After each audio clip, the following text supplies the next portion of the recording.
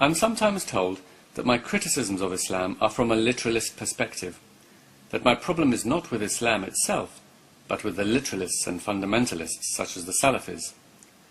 Many of my Muslim friends argue that the Quran is not meant to be read in a literal and simplistic way. They say that the passages about hell are metaphorical, or the verses about jihad are symbolic. Allah is using human language to convey a deeper spiritual meaning that cannot be conveyed in a simple way. I understand where these people are coming from, since I myself used to say similar things, but ultimately I found this argument had too many holes in it. For a start, most Muslims do take the Quran literally. So if God's aim is to convey this deeper metaphorical meaning, then he has quite clearly failed. In reply to this, I've been told, well, that's the failing of people, not God. But if the message is flying over the head of most of mankind, then either the message is too difficult for most human beings, or human beings are not intelligent enough.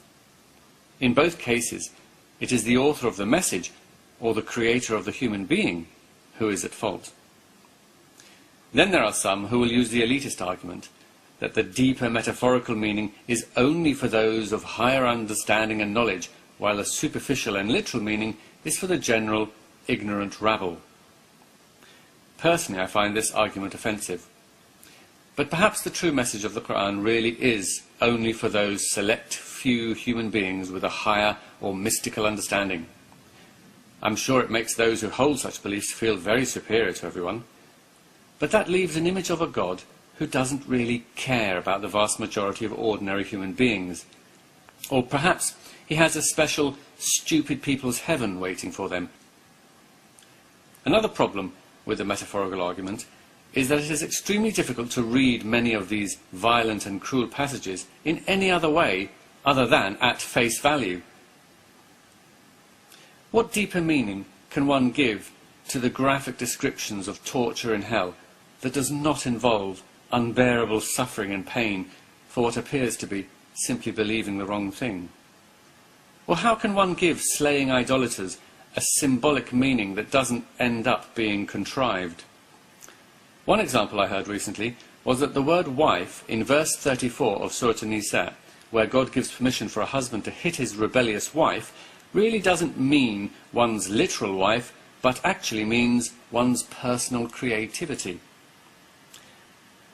Of course, there is a far simpler and more obvious possibility, namely that the Quran really does mean what it appears to mean, that the verses about hell, fighting infidels, or hitting one's wife really are as harsh and as cruel as they appear to be, and that the author of the Quran is not a divine being, but a human being from a harsh 7th century environment where no one had a problem with a literal belief in hell, slaying idolaters, or hitting one's wife. If there is a God, and he is indeed just and merciful, then he certainly cannot blame anyone for arriving at that conclusion.